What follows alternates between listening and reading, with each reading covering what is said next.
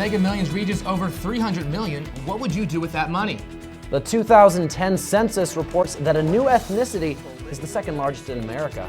A popular summertime food may be healthier than you think. And the 2011 SU commencement speaker. Citrus TV News Live at 6 starts right now.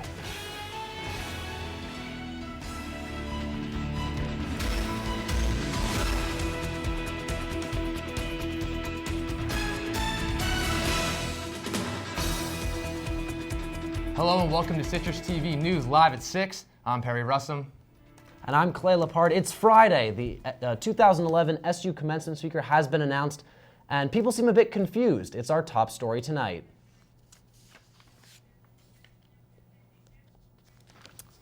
J. Craig Venter will be the 2011 commencement speaker here at Syracuse University. Venter is known for his work to decode the human genome. Venter will also be awarded an honorary degree by SU. And if you don't know who he is, you're not alone. He has something interesting to offer. I don't know who he is. I think probably the work he does is really interesting, but it's really selective, so it probably won't be like inclusive to everyone who's there. So maybe people would be bored. Syracuse University tested its orange alert system at 1 p.m. today. Syracuse students and employees received texts, emails, and even phone calls. Also, the SU Orange Alert outdoor siren system was tested on North and South Campus. The sirens were on for about 10 seconds. Massachusetts Senator Scott Brown is in Syracuse for the weekend. Senator Brown is attending a fundraiser by the Onondaga County Republican Committee tonight.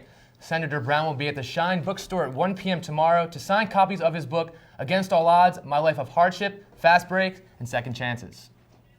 I think it's pretty cool. I probably won't attend, but it sounds like a cool thing. I'm for him. Go Republicans. I'm Republican. Syracuse University turned 141 years old yesterday and celebrated with a campus-wide celebration. Alexa Greenberg and Anna Kuskin is here to tell us about the day's festivities. Syracuse University celebrated National Orange Day yesterday. This year is the 141st anniversary of SU's founding on March 24th, 1870. Bookstore employee Ronna Schindler explained why this day is so significant. It's important because it kind of lets you know what's going on, how long the establishment has been here, to celebrate not free education, but to celebrate being able to have an education. For the event, free blue and orange cookies were given out during the day. Also, any student wearing an orange could enter a raffle to win some Cuse gear.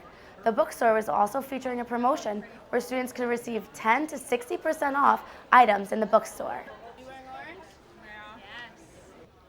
Regardless of whether students knew about National Orange Day or not, those who entered seemed to be very happy to get a free cookie.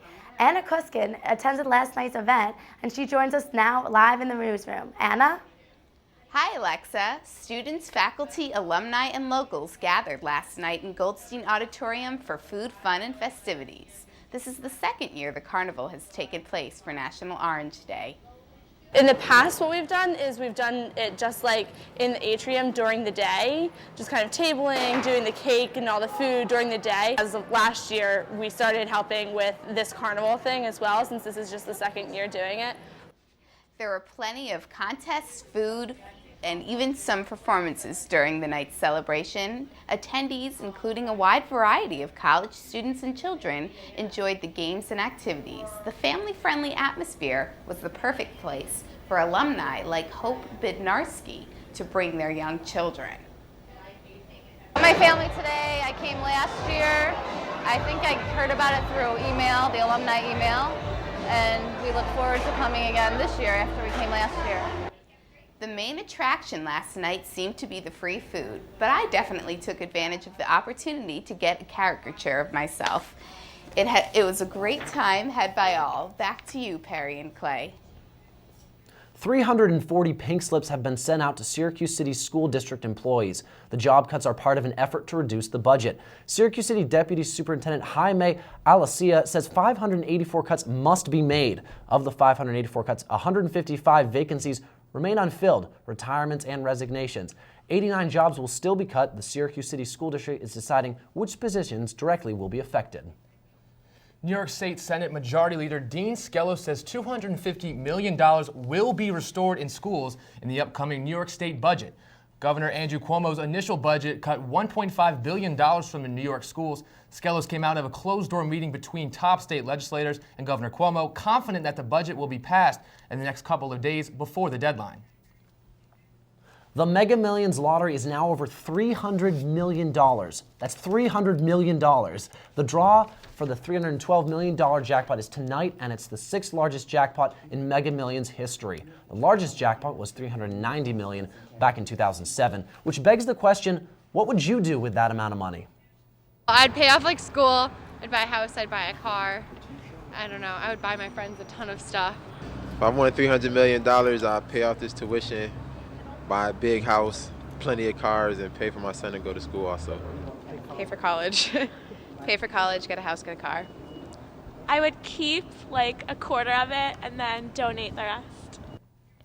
So, Perry, what would you do with $300 million? That's a great question. Growing up, I played baseball, and I think my dream would be to own a professional sports team. Definitely have to be the Philadelphia Phillies. What about you? That's a great one, I would admit. But I have to say that if I had the chance, I think I would probably buy myself a nice golf course in the Caribbean and just live off there for a while. It's safe to say whoever does get that money, hopefully they put it to good use that way. Exactly. Coming up after the break, fires in Colorado have forced nearly 10,000 people out of their homes. And our weekend update on the crisis in Japan. But now our own Hannah McDonald with a quick look at the weather.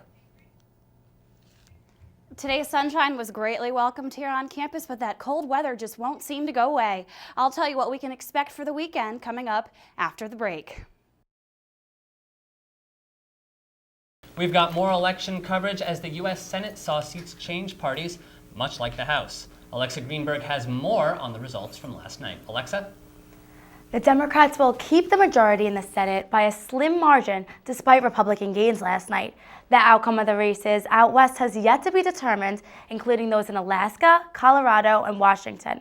Prior to the election, Democrats held 59 seats, and it is now projected they will hold on to 51 seats.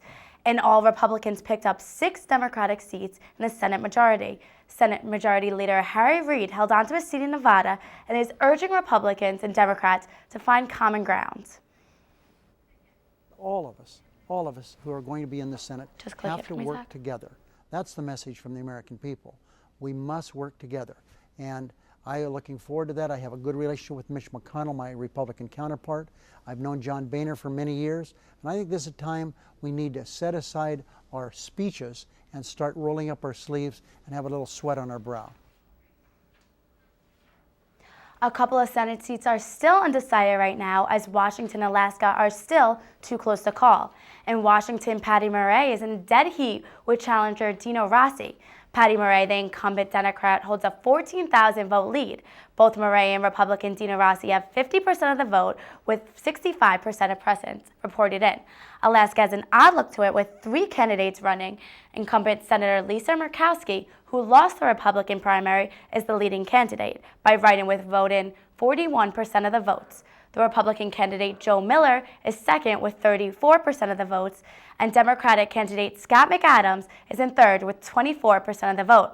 77% of precincts are reported in, and although the write-in votes could be for the candidates other than Murkowski, it is assumed that a large majority of these votes are for Murkowski. Taking a closer look into a few elections that have projected winners, in Colorado, Democratic incumbent Michael Bennet was announced as the winner just under 2 hours ago over a Tea Party-supported Ken Burns.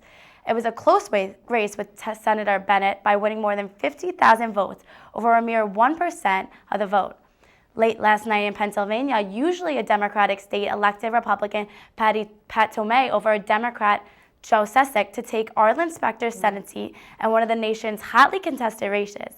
Toomey beat Sestak only slightly with 51% of the votes, while Sestak took the remaining 49%. In Arkansas, incumbent Senator Blanche Lincoln has lost her Senate seat to Republican John Boozman. Boozman won the race 58 to 37%. Lincoln was considered one of the most vulnerable incumbents and faced criticism with her stances on health care reform. Conservatives say Lincoln, who won her first 2 Senate elections comfortably, was too close to Obama, while liberals say she wasn't loyal enough. Voters in President Obama's home state rejected his policies at the voting booth, giving his old Senate seat to a Republican. In one of the closest races in this 2010 election, Republican Mark Kirk is projected to win this seat, 48% to 46% against Alexei Giannoulias. President Obama and his White House team campaigned hard for Giannoulias, but clearly that was not enough for the people of Illinois. Three-term U.S. Senator Russ Feingold lost his re-election bid in Wisconsin to Republican John Johnson, 47% to 52%. Feingold, one of the most liberal members of the Senate, had trailed much of the race and had been challenged by his opponent over his support for President Obama's health care overhaul and government spending. In a surprise turn of events, incumbent Nevada Senator Harry Reid, who is currently the Democratic Majority Leader in the Senate, was re-elected. Reid managed to defeat Tea Party-backed Sharon Ingle 50% to 45%, offering Democrats a rare and high-profile victory in an otherwise difficult night for them. Reid's win was a surprise in the race where many polls showed the two in dead heat, and he even acknowledged he was in trouble.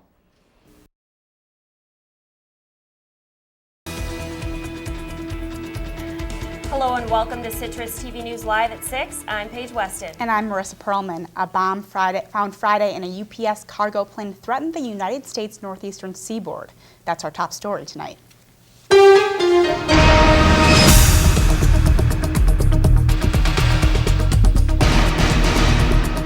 bomb found in a UPS cargo flight late last month in the UK would have flown over Syracuse if the plane had taken off.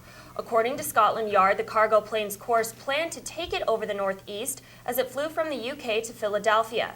The Associated Press calculated that the bomb would have gone off over Canada around 5:30.